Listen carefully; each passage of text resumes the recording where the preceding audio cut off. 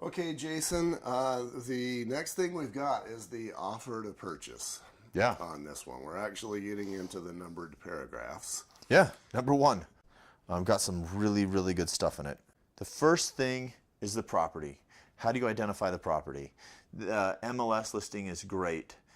Every once in a while it can be wrong. This is happening less and less that I've seen, especially with developments in Saratoga Springs, Eagle Mountain, when they have these fun names to roads, and there was the question if there's an east or a not in the address. They're becoming more accurate from what I've seen, so not a big deal. But if you want to double check, federally backed loans use federal systems. So go to USPS, which is a federal system, check the address there, because it searches the same database that the appraisers use, which is now the official address, not so much what the title company says, which used to be law back in the day. The title company said this is what it is, everybody else has to change. So basically, if the house I'm making an offer on is 2100 Centennial in Saratoga, and the temptation for me was to put 2100 South Centennial, is that a problem? Less and less. It used to be because like the USPS may recognize it as south or not. And that's the one where you'd want to check. The other really screwy thing is in not necessarily new construction, sometimes new construction, but recently new construction if it's built in the past few years, and a corner lot.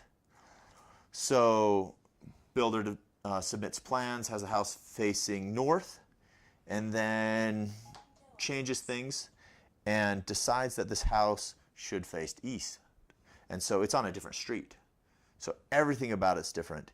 If you run into that type of problem, in the past, I've had people require it to be fixed, which is a month's process and not cool. The workaround, rather than fixing the address to get the MLS and the USPS to match, is you write in the MLS address and then you write in either on this first line or an addendum, also known as, and you write in the other address. So you identify the address. And city, county, state of Utah zip, right? Because Utah reps East Wisconsin and state of Utah. And then you put in the tax ID number, which I love because this identifies the property specifically. That's an addition, the tax ID number. It's a new part. That kind of ties it right down. So I guess the bottom line for this then is USPS.gov rules. Yeah, so you go into the zip code lookup tool is where it is.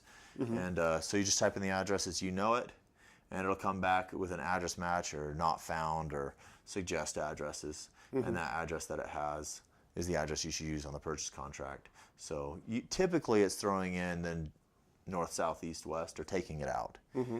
But yeah, and that also goes me, if I were to, instead of going to USPS.gov, if I were to go pull up that tax ID number from the county and then just take the address that the county has, that may or may not be correct. exactly. That's a problem. Right. So yeah, it's two different steps. You know, it doesn't sound like something where you really want to try skipping one of those. Yeah. If you can fix it in an addendum, but address is important. Okay. So 1.1, we're cooking along. This is a beautiful section, and mostly just because of solar panels. Yes. Woo! Solar panels are a whole new thing. So how do you buy solar panels? That's the question. You know, we did that course on solar panels, and I found that to be extremely interesting. If I were to put solar panels on this house, and maybe I'm taking out a 20-year loan on those solar panels, Yeah. and I buy it or I sell it 5 years from now, then it's like, what are we going to do with the solar panels? Yeah, you got two liens. So you can buy solar panels outright, just like anything. You can pay cash and they're yours. Right. You can get a loan on it, just like your house, and then you have two liens, one on the property, one on the solar panels. That lien shows up as a UCC lien. Okay. And it's kind of new.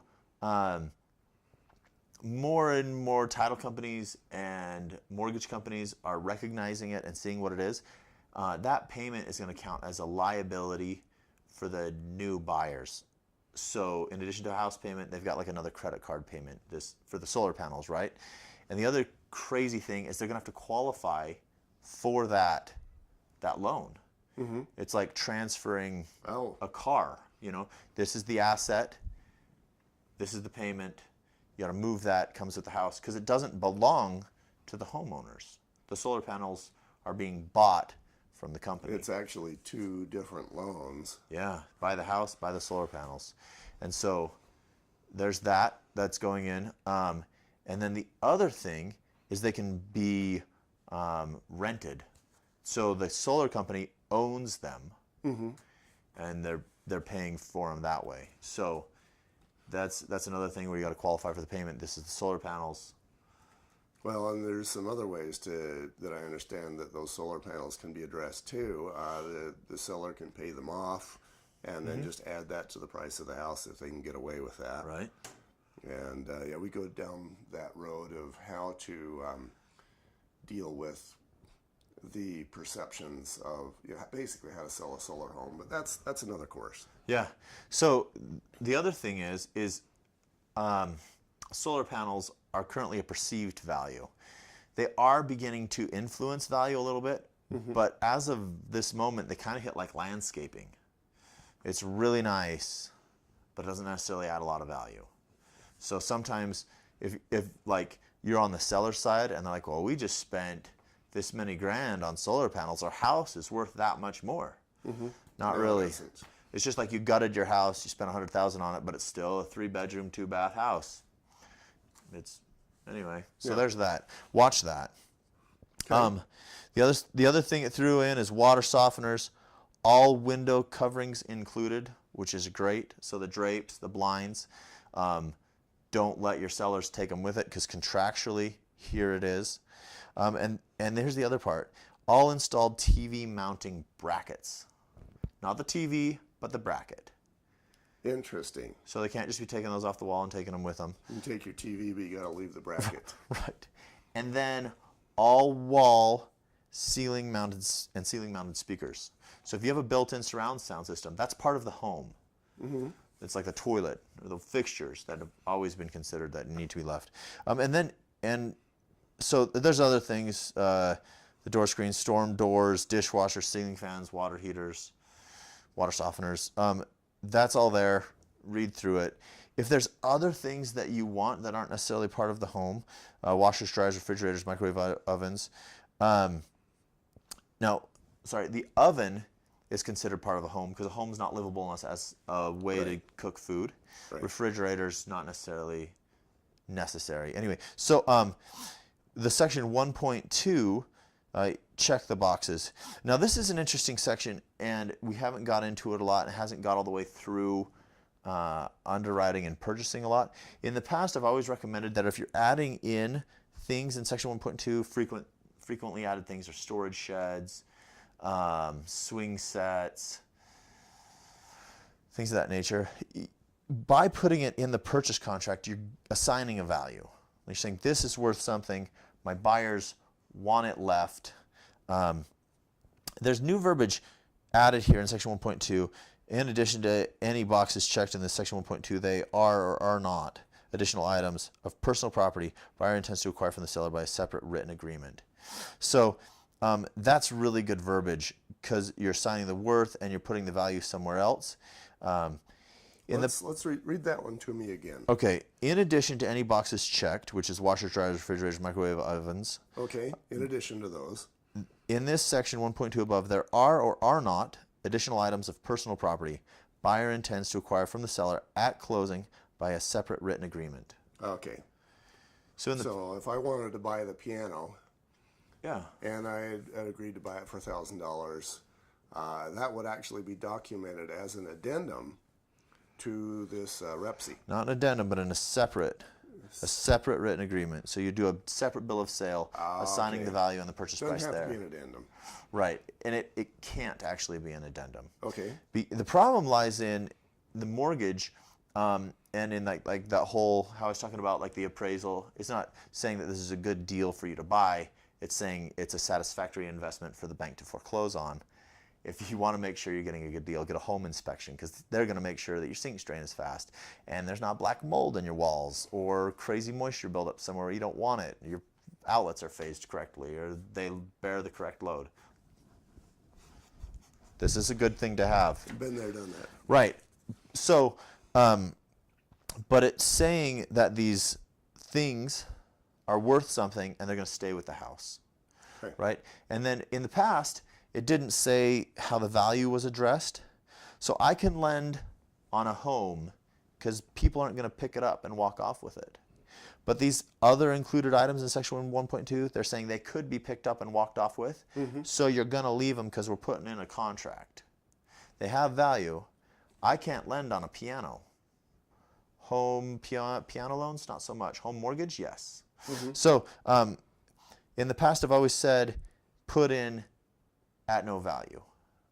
But this one, saying there is a value and it's covered in a separate agreement, hopefully will remove that language ever being required. So if you're worried about it all, if you're putting in things that are value, if you put in at no value, you kind of negate the need to do a separate written agreement because you've just said that they're not worth anything. If they are worth something, put into the separate written agreement. This is the price. This is how it's being paid. This isn't being the cost isn't being included as part of the home loan. That's the necessary thing. That makes sense because it just documents everything that's happening. If now the drapes, if I'm the buyer, now I know the drapes are mine. Exactly. Even if they're horrific. And I'm just trying to decide, yeah, I guess even if it's the $7 Walmart blinds, they're still mine as the buyer. Yeah. Yeah, you're going to move in your new house. You don't want to change at night. Don't want to put on a show for your neighbors. It's a good thing to have. Yeah. Maybe you do, but you could open the blinds then.